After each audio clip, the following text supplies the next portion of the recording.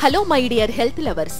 అదేంటి మామిడి పండ్లు ఎక్కువగా తింటే మొటిమలు వచ్చి అందం పాడవుతుంది కదా? మళ్ళీ చర్మానికి ఈ మామిడి మెడిసిన్ ఎలా అనుకుంటున్నారా? వజ్రాన్ని వజ్రంతోనే కోయగలమన్నట్టు మామిడి వేసవిలో ఇబ్బంది పెట్టే మొటిమలనే కాదు, ముఖానికి అందాన్ని కూడా ఇవ్వగలదు. ఎలాగో ఈ వీడియోలో తెలుసుకుందాం. మామిడి పండులో పుష్కలంగా విటమిన్ ఏ మరియు విటమిన్ సి ఉంటుంది. ఈ రెండు చర్మ ఆరోగ్యానికి ఎంతో ముఖ్యమైనవి. ఈ విటమిన్ ఏ అనేది చర్మాన్ని ముడతలు పడకుండా మృదువుగా తయారు చేస్తే, విటమిన్ సి అనేది కొల్లాజెన్ ఉత్పత్తిని పెంచి చర్మాన్ని కాపాడుతుంది. అంతేకాకుండా మామిడిలో ఉండే యాంటీ ఆక్సిడెంట్లు వేసవిలో ఎండ వల్ల డ్యామేజ్ అయ్యే చర్మాన్ని రక్షించగలవు. ఈ వేసవిలో మామిడిని చర్మ ఆరోగ్యం కోసం ఫేస్ ప్యాక్ లా ఉపయోగించుకోవచ్చు.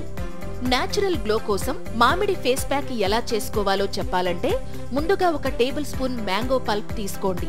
ఆ మ్యాంగో పల్ప్ లో 2 చెంచాల గోధుమ పిండిని కలపండి. అందులోనే 1 చెంచా తేనె కూడా కలపండి. వీటిని బాగా కలుపుకుని వచ్చిన మిశ్రమాన్ని ముఖానికి ప్యాక్ లాగా అప్లై చేయండి. ఒక 15 నిమిషాలు అలా వదిలేసి ముఖం కడుక్కోండి. నేచురల్ గ్లో మీ సొంతమవుతుంది.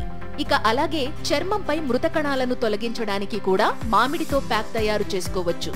ఎలా అంటే, 1 టేబుల్ స్పూన్ మామిడి పల్ప్ తీసుకొని అందులో 1 టేబుల్ స్పూన్ బియ్యం పిండి కలపండి. అలాగే అందులో కాస్త తేనె వేసి కలిపి ముఖానికి ప్యాక్ లా అప్లై చేయండి. ఒక 10 నిమిషాలు అలా వదిలేసి ముఖం కడుక్కోండి. మీ చర్మానికి ఇది చాలా మంచిది. ఇంకా వేసవి అనగానే గుర్తొచ్చేది చర్మం ట్యాన్ అవ్వడం. ఎండకు మన చర్మం ట్యాన్ అవుతూ చాలా డల్ గా మారిపోతుంది. ఈ సమస్య నుండి బయటపడాలంటే యాంటీ ట్యాన్ ఫేస్ ప్యాక్ మామిడితో తయారు చేసుకోవచ్చు. ఇది చేసుకోవడానికి 1 టేబుల్ స్పూన్ మామిడి పల్ప్ తీసుకోవాలి. అందులో 2 చెంచాల శనగపిండి, మరో 2 చెంచాల బాదం పప్పులను క్రష్ చేసి పొడి కలపండి. అలాగే 1 చెంచా తేనె కూడా వేసి బాగా కలిపి ముఖానికి అప్లై చేయండి. ఒక 15 నిమిషాలు అలానే వదిలేసి చల్లని నీటితో ముఖం కడుక్కోండి.